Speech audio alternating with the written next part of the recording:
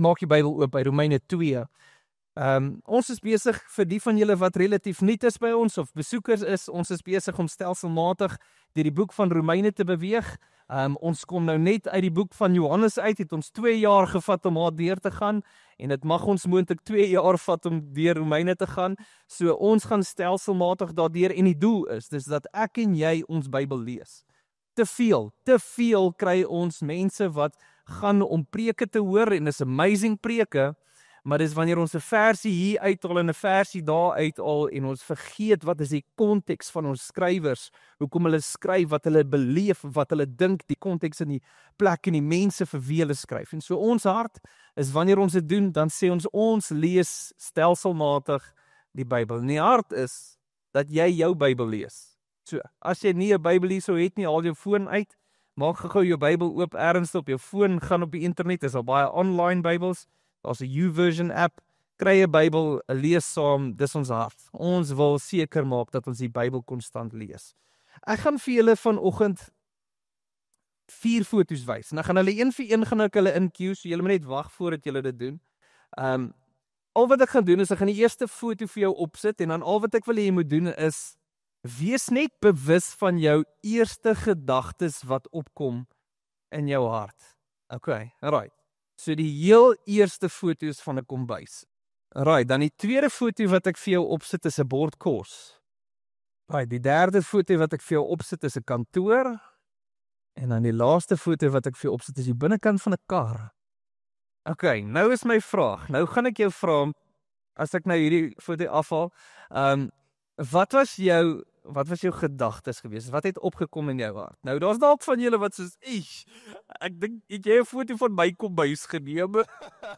So, ek het probeer hierdie relatief so neem, dat ek hoop dat at least 90 van julle voel, te sê, daarom is my kombuis nie so erg nie. Kyk, jy kan kla oor kos, maar dis nou nie sulke kos wat in jou voor lê nie. Ek dink die idee is om te kan sê, ek verstaan my tafel is de mekaar by die werk, maar dis nie so erg. My kar is vuil, maar dis nie so bad nie. En die realiteit is dit. Ek meen, 'n mens kan hierdie goeders opsit, maar die realiteit is ek en jy het nogal 'n neiging om hierdie in verskillende vlakke te doen oor die algemeen, is dat ons kyk na iemand anderste en jy maak die stelling, daarom is ek nie so bad nie. En die groot ding is, want dit justify ons optrede, dit regverdig jou optrede. So as jy jou skorrelgoed nie was nie, dan soos jy, maar daarom is dit nie so erg nie. Daarom is dit nie so bad nie. Of as jy nie jou kar was nie, daarom is dit nie so erg nie. Dit word vir ons 'n manier om te gaan kyk na iets anderste en jouself te kan herinner, maar daarom is jy nie so bad nie.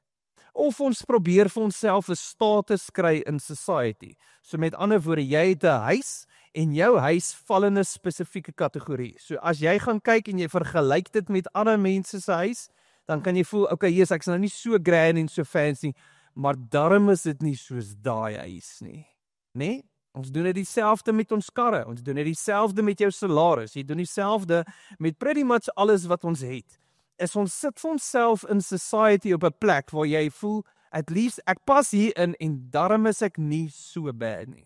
As jy kyk na ander mammas of ander pappas, of jy gaan kyk na die mense, daai kriminele in die workshop, daai ouens, daarom is ek nie so bad nie. En hier is die ding, is ek en jy het 'n neiging om hierdie te kan doen. En dis eintlik waaroor Paulus skryf.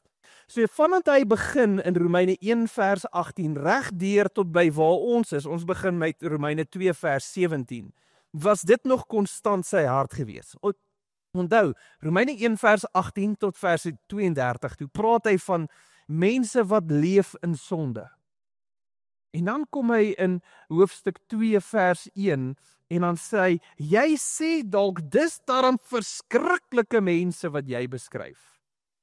Daarom is ek nie so bad nie. En teen die tyd wanneer ek en jy kom by Romeine 2 vers 17, gaan hy aan. Want hier is die groot ding, nou gaan hy na 'n groep mense toe, wat hulle self heel bo sit, bo al die ander mense, en hy sê in vers 17, jy dra die naam van 'n Jood.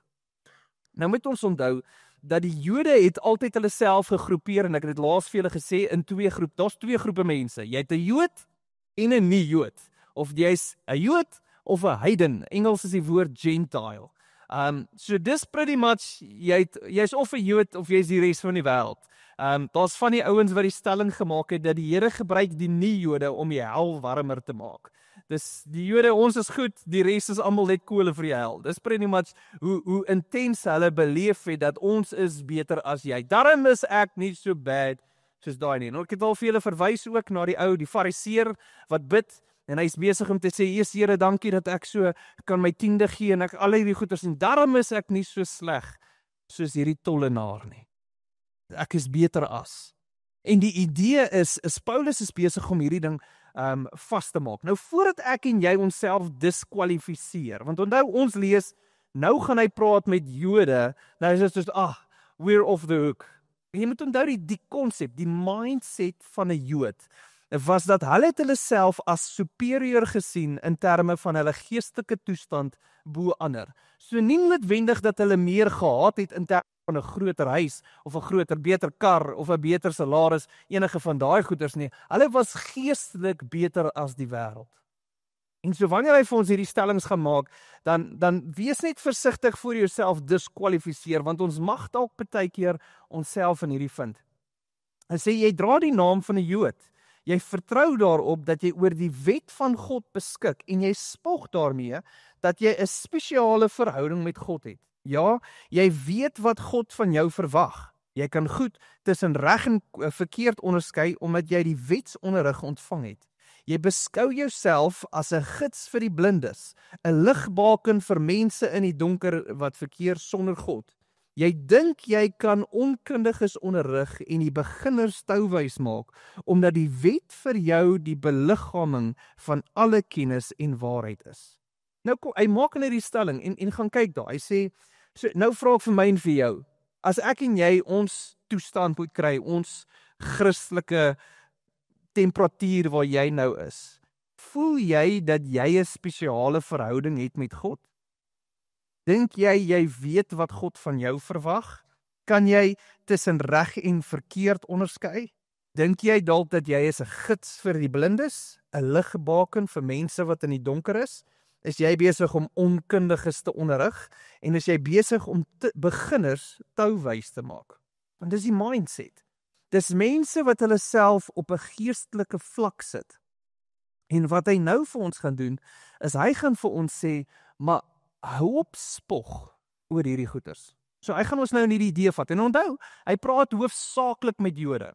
Nou alhoewel ek en jy in 'n baie geestelike opset, partykeer onsself in hierdie selfde posisie sit, is hy besig om met Jode te praat wat hulle self besef as ons is die ouens wat afstammeling van Abraham is. Daar's hierdie bragging right. Ons is die ouens met wie God gepraat het en God het vir hom gesê, ek gaan vir jou 'n nasie gee. Ons is daai nasie. Hierdie is die ouens wat 613 wette het en grootendeels vandag nog. Nou alhoewel ons weet van daai wette is nie meer van toepassing nie, vandag nog as jy met 'n Jood gaan praat, ek weet in Engels noem hulle dit 'n vroom Jood. My ma het vir baie Jode gewerk in Johannesburg en 'n vroom Jood is 'n ou wat hy eet nie eens bacon al kyk jy nie. So dis 'n ou wat hy's baie erg op sy tradisie, sy geloof en die goeters. En hierdie ouens as jy met hulle gaan praat, glo hulle dat hulle onderhou al die wette. Hulle doen al die feeste, hulle eet wat hulle moet eet, hulle doen wat hulle moet doen. Hierdie ouens leef volgens die wette wat moet gedoen word. Maar nou onthou jy Matteus 19 kom daar 'n ou na Jesus toe. En hy sê vir hom, goeie leermeester. Party vertalings sê goeie rabbi. Dan sal hy vir hom sê, wat moet ek doen om die ewige lewe te kry?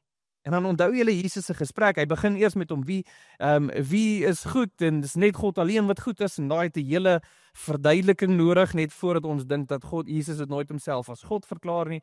Maar dan kom hy op 'n stadium en hy antwoord hierdie ou en hy sê vir hom, gehoorsaam die wette. As jy wil weet wat om die ewige lewe te kry, hy spreek hom aan as 'n Jood wat hom nie sien as die Messias nie, hy sien hom aan as 'n rabbi en hy antwoord hom en hy sê gaan doen die wette. En dan wat volg, is dan kom hierdie ou en hy maak die stelling. Hy sê ek doen dit reeds. Al hierdie wette, ek doen dit reeds. 613 onder die knie. What's next? En dan is Jesus se volgende stelling, hy sê, gaan verkoop alles wat jy het, gee dit vir die armes, en kom volg my. Wat hy doen is, hy challenge die heel eerste wet. Jy moet die Here jou God lief hê, en jy moet niks anders te bo God sit nie.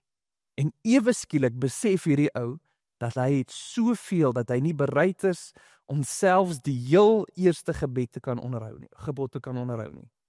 En wat gebeur, is so daar soos hy die mentaliteit van ek is goed genoeg, maar eintlik is ons besig om almal te val onder die vereiste van wat God eintlik van my en vir jou gaan sit het. En so, hier is die groep mense wat hy nou aanspreek. Ouens wat voel dat ek is heiliger as iemand anderste. Ek doen beter as die ou volgende. Die ander ouens, hy dalk 'n nice kar, maar ek gaan kerk toe. Kyk, daai ou, hy gaan met sy nice kar hel toe gaan, ek gaan daar in die hemel toe gaan. Dis hierdie konsep van ek is geestelik bo die ander persoon. En dis hoekom ek sê, so Paulus is besig om ons vas te vat in terme van die ek is beter as, of ek is goed genoeg konsep wat hy ons gaan aanvat. So dan kom hy in vers 21, gaan sê hy, hoe is dit dat jy dan vir die ander leermeester speel en nie jou eie lesse ernstig opneem nie? Nou, hoeveel van julle is baie goed met advies gee, maar jy volg nie jou eie advies nie? Kom ons sien tegen 'n oomblik van eerlikheid hierso. Die res van julle lieg, man. Ons is baie goed om advies uit te deel. Veral, wanneer jy jou gesondheid so moet bestuur, wanneer jy besigheid hier, wanneer jy jou tyd so moet bestuur en jy moet rus hierso, maar die oomblik wanneer jy in daai drywerstoel is jy die slegste ene wat gewoonlik jou eie advies gaan volg. En so hierso kom en hy praat met hierdie groep mense en hy sê juist dit. Jy wat preek dat 'n mens nie mag steel nie, steel jy nie ook self nie? En nou, ek gaan nou nie elkeen van hierdie stellings afbreek nie, maar die konsep van die Jode wat steel was tweevoudig. Nommer 1 is hulle het gesteel in hulle tiende en offergawe. So met ander woorde, dit is 'n vereiste vir jou as 'n Jood om 10% te gee. Nou is ek en jy so dankbaar. Ons leef nie meer onder die wet nie, Jean. Ons hoef nie vir die kerk 10% te gee nie. Ek hoef net my 1 muntstukkie te gee. Jesus like dit kwaai. Nee? Ons voel ons dis great. Ag, die Here is amazing. Hy is so tevrede met my ou muntstukkie. Nou, ek gaan nou nie te veel praat oor tiendes en offergawes nie. Dit moet jy tussen jou en die Here uitsorteer. Maar wat ek wel weet is, daar was die een groep mense wat daar gesteer het, en dan was daar ander ouens gewees wat korrup was in hulle manier van besigheid. So met ander woorde, om van ander te steel, om geld onder die tafel deur te sit, en hiersoos vir my en vir jou partykeer gebeur dit in ons besighede. Ons gebeur dit dat ons lieg net om maatskappye te kry om ja te sê. Ek lag so, ons praat ek met iemand oor hoe BEE level 2, dan sien jy, daar is net wit direkteurs, maar hierdie ouens sit met BEE level 2. Daai ou wat die BEE level inbring, is daar deur agter, word net 'n klein paycheck gegee, maar daar is niksige BEE nie. Dis oneerlik.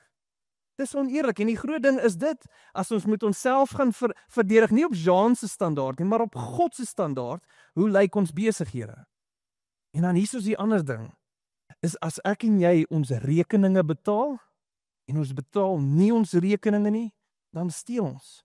Jy moet verstaan dat jou kar, as jy jou kar het, en jy moet die bank betaal, en jy betaal hom nie, dis nie jou kar nie, dis die bank se kar, dan ry jy 'n gesteelde kar. En hier is die groot ding, is ek en jy moet verstaan, dat op God se standaard, lyk dit baie anders. En hier kom en hy sê, jy is baie maklik om vir mense te sê, moenie steel nie. Hoe lyk ons lewens? Hoe lyk my wat Jean se lewe? Hoe hanteer ek my finansies? Hoe hanteer ek besigheid? Hoe maak ek seker dat ek is eerbaar? En dis waarop hy nou gaan neerkom. En dan sê jy wat sê dat 'n mens nie egbreek mag pleeg nie, maak jy nie dan jou ook daaraan skuldig nie. Onthou, Jesus kom op 'n stadium en hy sê, as jy wil weet wat is egbreek, net om te kyk vir iemand met welles in jou oë, is so goed soos egbreek.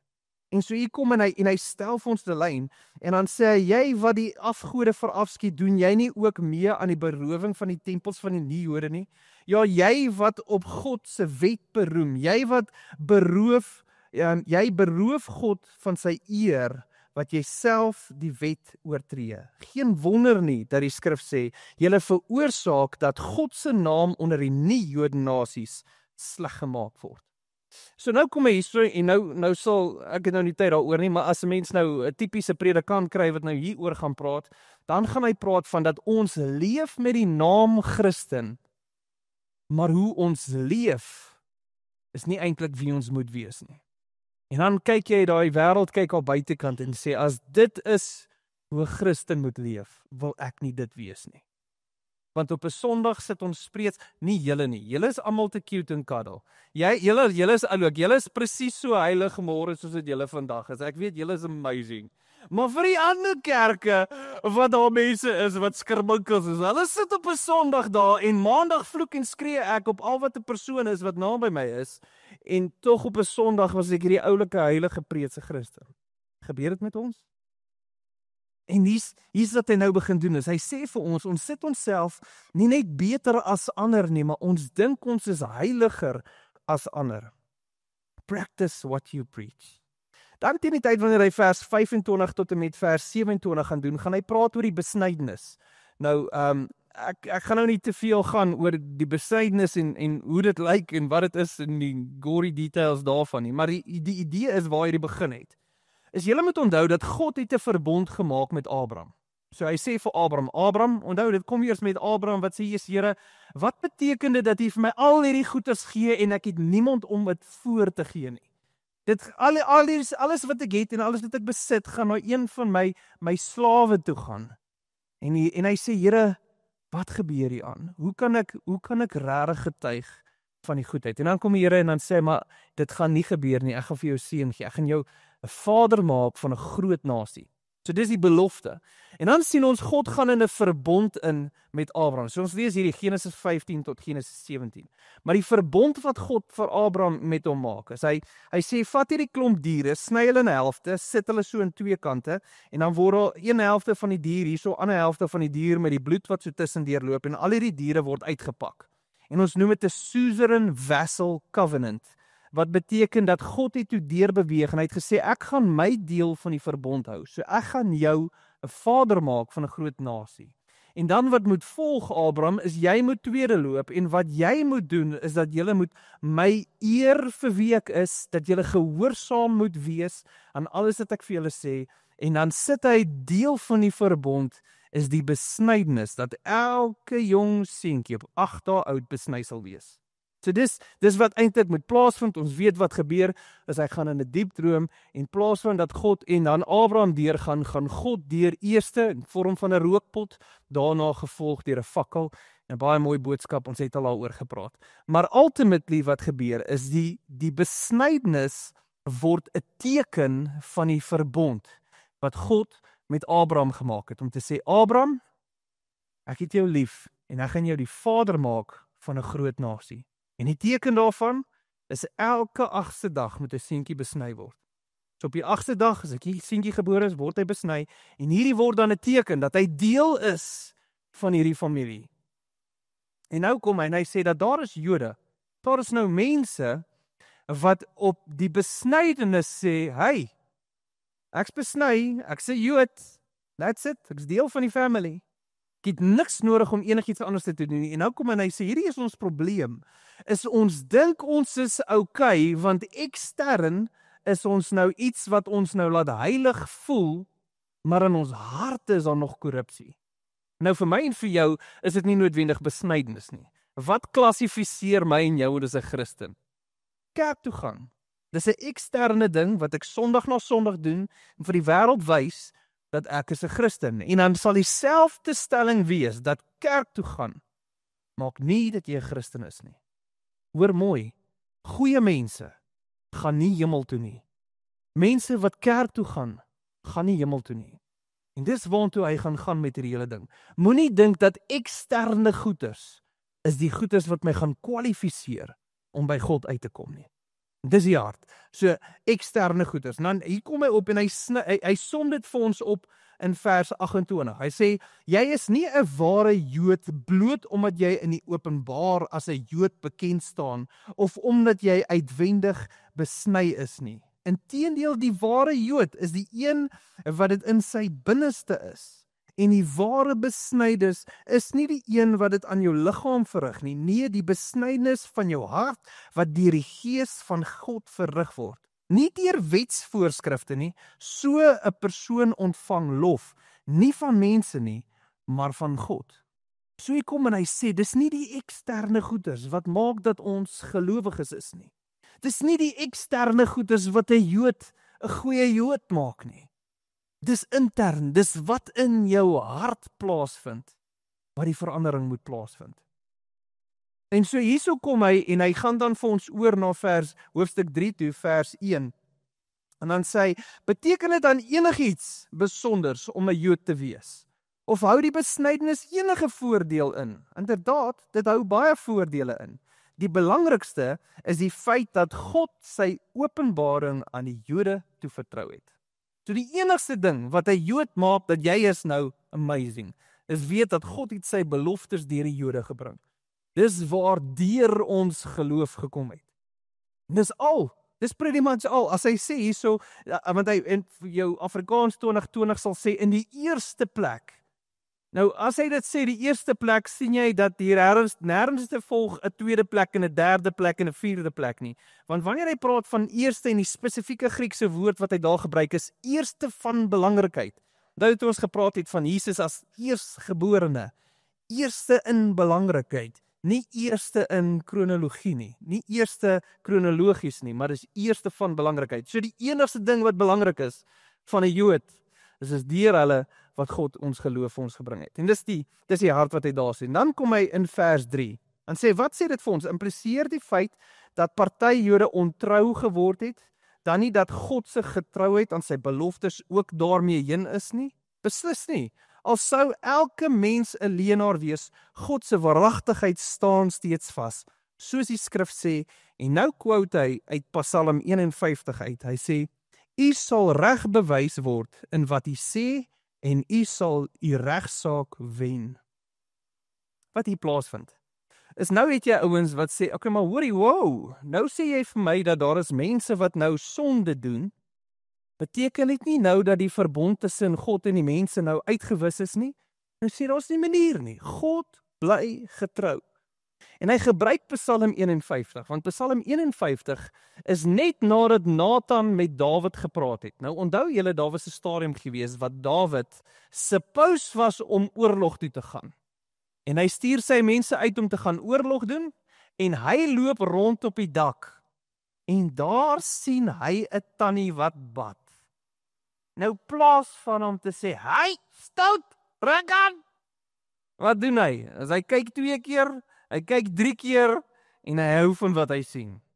Dan wat gebeur? As hy stuur iemand en sê, gaan kry die vrou, uiteindelik slaap hy saam met haar, sy word swanger, en nou besef hy, nou het ons 'n krisis. Die vrou is getroud, haar man is in die oorlog besig om te veg vir my.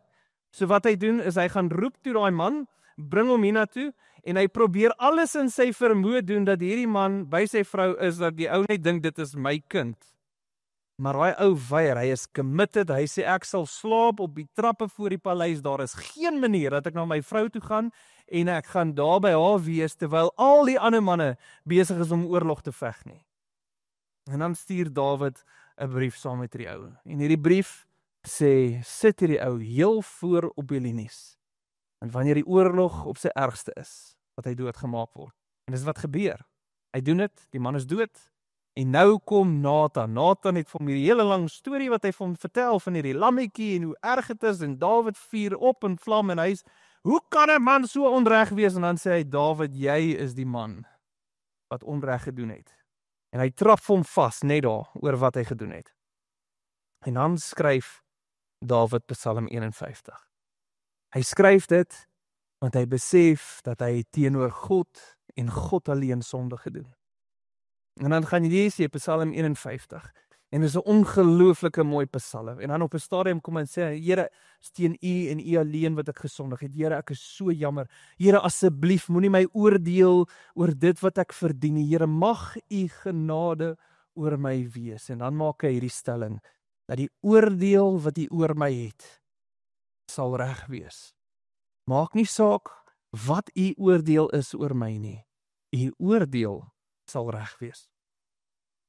Dawid snap iets wat ek en jy partykeer nie altyd snap nie. Is God se oordeel is altyd reg. As ek en jy negatiewe goed ervaar of jy voel iets, die Here straf jou of die Here is ernstig besig met hierdie goeders, hoe onregverdig kan God nie nou wees nie? En die een ding wat Dawid snap, is hy sê, Here, u oordeel is reg. Nou moet ek wel sê, ek sê dit nou spesifiek, ek het nie tyd om hier in te gaan nie, groot verskil tussen God se dissipline en God se straf. God straf ons nie. Jesus het die volle straf van God ervaar op daai kruis. Maar God dissiplineer ons. Dan lees Hebreërs en dit sal vir daai prentjie vir ons gee. Maar dis die hart wat ek en jy moet verstaan. Dis ons kom partykeer en ons beleef hierdie dissipline en ons dink maar die Here is unfair. Here, hoekom het ek nie daai promosie gekry nie? Here, hoekom kon ek nie daai gekry het nie? Here, dis onregverdig. En hier kom hy en hy sê, nee, wat God doen, God se oordeel is altyd reg. Maak nie saak hoe ontrou ek en jy is nie. God bly altyd getrou en sy oordeel is altyd reg. En dan wat volg vanaf vers 5 tot en met vers 8 toe, is nou 'n redenasie. Nou kom daar mense en hulle spring nou op hierdie bandwagon en hulle sê, maar eintlik wat jy vir ons wil sê, Paulus, is dat God sal ons vergewe. Hy's mos nou nice. Hier is die Here so liefdevol. Hier en hy like my kwaai. Ek kan doen net wat ek wil, die Here sal vergewe. Of nee, wag, die stelling is, die Here sal verstaan. Nee? Verkeer het ons dit al gesê. Nee, die Here verstaan. Nee, ek kan nie nou my 10de gee nie, die Here sal verstaan. Nee, ek kan nie nou kerk toe gaan nie, nee, die Here sal verstaan. Nee, ek kan nie nou 'n disipel gaan maak nie, ag die Here sal verstaan. Nee, ek kan nie nou eties wees, ek moet hierdie bribe gee, die Here sal verstaan. En skielik word genade goedkoop gemaak in ons lewens. Skielik besef ons dat God se genade word nou die uitveer agter ons wat nou net alles kom skoon was. En hier kom Paulus en hy sê, wow, breek bietjie. Voordat jy in hierdie idee inval, sê hy vir ons in vers 8, dan sê hy, volgens hierdie absurde redenasie sou ons moet sê, kom ons doen die slegte, sodat die goeie daaruit kan voorkom. Die wat sulke onsin verkondig, verdien tereg God se oordeel. En tog belaster sommige mense my deur te beweer, dis presies wat ek preek. Party ouens dink eers nee, maar dis wat Paulus preek. Hy sê nee. Daar's nie 'n manier dat ons moet ooit dink dat genade beteken jy kan doen net wat jy wil nie. Moenie vir 'n oomblik dink dat ek en jy okay kan wees met sonde in ons lewens nie. Onthou, dis die hart, dis wat hy vir ons gedoen het vanaf Romeine 1 af. Ek en jy moet baie bewus wees van die toestand van ons harte. Want wat is die konklusie wat hy vir my en vir jou wil trek? Vanaf hoofstuk 1 vers 18 tot en met hoofstuk 3 vers 8 toe. Wat is die een punt wat hy vir my en vir jou wil deurdryf? En dit lees ons in vers 9 en vers 10. Hy sê, waarop kom dit neer? Dat ons wat Jode is, voor God beter is as ander? Hoegenaamd nie. Ons het immers reeds duidelik aangetoon dat die Jode, sowel as die nie-Jode, almal onder die mag van sonde verkeer. Dis soos die skrif sê, niemand is goed nie, selfs nie een nie. En tot op hierdie punt toe, vanaf Romeine 1 vers 18 tot en met Romeine 3 vers 10, het hy vir ons 4 kategorieë van mense gesit. So hy sit vir ons 1 vers 18 tot 32, 'n groep mense wat hulle self uitleef in sonde. Ouens wat hulle self oorgee, en hy sê eintlik, en dit was, as jy net gemis het, gaan kyk na daai gedeelte, wat die wraak van God beleef, deur hulle oor te gee aan hulle sondige begeertes. Dis 'n groep mense wat leef asof hulle nie die Here nodig het nie. Tweede groep mense is nie Jode, wat voel, daarom is ek nie so bad soos daai ouens nie. Derde groep mense is die Jode, wat kyk na die nie-Jode, en sê, daarom is ek nie so bad soos daai ouens nie. En dan is daar 'n ander groep mense, die 4de groep mense, wat hy nou oor praat. Om te sê, maar daarom is ek nie so bad soos die Jode nie. Ek beteken, ek kan doen wat ek wil, en die Here se genade sal my skoon was. En hier is sy konklusie. Nie een van ons is goed nie. Nie een van ons kan vandag hier staan, ek en jy kan hier staan en sê ons is sonder sonde nie. Dat ek is onskuldig, ek is okay nie. Dis wat Paulus se konklusie is. En onthou, wat is die doel? Hy is besig om ons te lei na die goeie nuus toe. Hy is besig om vir ons die goeie nuus te gaan introduce, maar vir dit moet ek en jy verstaan, dat nie een van ons wat vandag hier staan, kan sê dat ek het nie daai goeie nuus nodig nie. As ek dink dat omdat ek 'n goeie mens is, dat ek in die hemel gaan kom, of ek dink omdat ek kerk toe gaan, dat ek in die hemel gaan kom, of omdat ek dink dat daar enigiets is wat ek doen, dat ek moontlik die hemel gaan bereik op grond van wie ek is en wat ek het en wat ek doen, dan mis ons dit heeltemal. Want die goeie nuus kom volgende week. Kom ons sluit die oë. Here, wat 'n voorreg is dit wat ons het, om net saam te kan wees. Here, ek besef in hierdie oomblik, Here, ons is so afhanklik van U. En Here, mag ons die gewig voel van wat U woord vir ons sê, Here, dat nie een van ons is onskuldig nie. Maak nie saak of ons vanoggend hier is en ons voel ons is die heel heiligste nie. Maak nie saak of ons hierso sit en ons is die heel beste in goedheid vir ander mense bewys nie. Maak nie saak of ons die heel rykste is nie. Maak nie saak of ons die slegste sondaar is nie. Here, elke liewe een van ons wat hier is, Here, kom nie by U standaard uit nie. Here, U standaard is so hoog en so ver vorentoe. Here, mag ons nie vir 'n oomblik mis wat U vir ons doen nie. En Here, soos dit ons harte voorberei om te begin beweeg na die goeie nuus toe.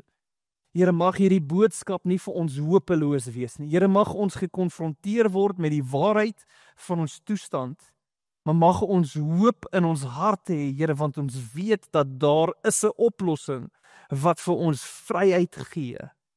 Here, maar dit kom nie uit onsself uit nie. Here, mag U woord ons nie net 'n eksterne verandering laat plaasvind in die manier hoe ons optree nie, Here, maar mag ons in ons harte die besnydenis beleef oor wat beteken dit om weg te sny die vlees wat ons self is, Here, en afhanklik te wees van U Gees. En ons loof U daarvoor in Jesus naam. Amen.